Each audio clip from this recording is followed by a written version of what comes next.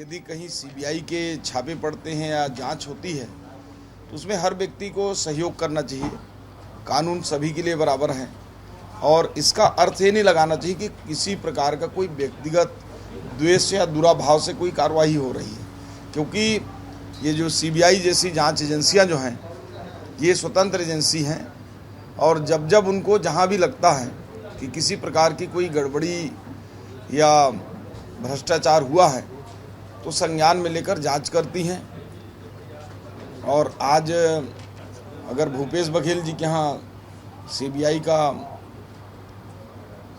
वहाँ पे छापा, आप लोग बोल रहे हैं छापा बोलें या फिर उनसे जानकारी जानना चाहें तो इसमें सहयोग करना चाहिए, इसमें कोई बुराई नहीं है। ये तो देश के हर व्यक्ति को कर्तव्य है, हर व्यक्ति के दायित्व है कि जो देश के जो केंद्रीय एजेंसियां हैं उन पर कभी भी किसी प्रकार का भी अगर जांच के लिए बोलते हैं तो सहयोग करना चाहिए। कांग्रेस इस बात का जिक्र कर रही है कि तमाम असफल छापों और नाकाम साजिशों के बाद अब भाजपा ने सीबीआई को भूपेश बघेल और देवेंद्र यादव के पीछे छोड़ दिया है। देखिए, इनका कहना राजनीति से प्रेरित है। सीबीआई किसी पार्टी की नहीं होती है, किसी के कहने से नहीं करती है। ये एक स्वतंत्र एजेंसी है और जहाँ पर भी लगता है कि गड़बड़ी है वो जांच करती है।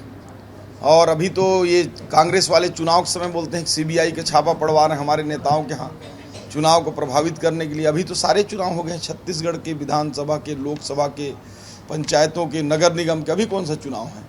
इसमें सहयोग करना चाहिए। कांग्रेस को इस प्रकार की कार्यवाही को स्वागत करना चाहिए। इस बात का जिक्र कर रहे हैं कि आने वाले दिनों में पंजाब में चुनाव भी है, अहमदाबाद में कांग्रेस का अधिवेशन भी है, उससे पहले जो है इस तरह की कार्यवाही की जा रही है ताकि कांग्रेस की जो कार्यक्रम है उस पर जो है व्यवधान डाला जा सके। इस वजह से इस तरह की कार्रवाई हो रही है। अब देखिए, कुछ ना कुछ तो 5 साल चुनाव सब किसी न किसी राज्य में चलते हैं। अब उसको लेकर बोलें कि इस राज्य में चुनाव है, उस राज्य में चुनाव है, तो ये सब केवल राजनीति से प्रेरित सारी बातें हैं। जनता का ध्यान को भटकाने का प्रयास है। अच्छा होगा कि सभी लोग, हर व्यक्ति को देश के जो संवैधानिक संस्थाएं हैं उनका सहयोग करना चाहिए। हर व्यक्ति का नैतिक दायित्व भी है कि विकसित भारत 2047 हम ऐसे नहीं बना सकते जब तक हम जीरो टॉलरेंस नहीं करेंगे, भ्रष्टाचार मुक्त भारत नहीं बनाएंगे तो मुझे नहीं लगता कि देश विकसित भारत के लक्ष्य को 2047 में प्राप्त कर सकेगा। और इसको हर हालत में माननीय प्रधानमंत्री जी पूरा करना चाहते हैं।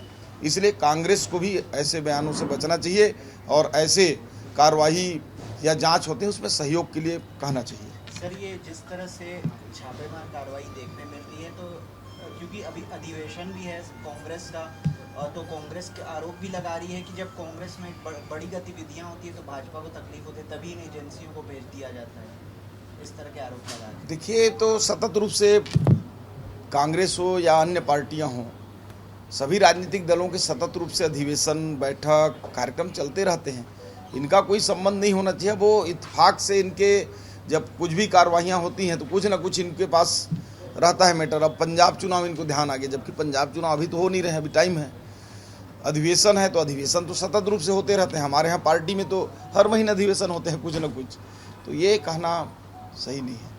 सर, ये स्वशासी सोसाइटी की कल बैठक की थी आपने और ई पोर्टल का भी एक शुभारंभ कि आए हुए में अब किस तरह की पारदर्शिता रहेगी सर?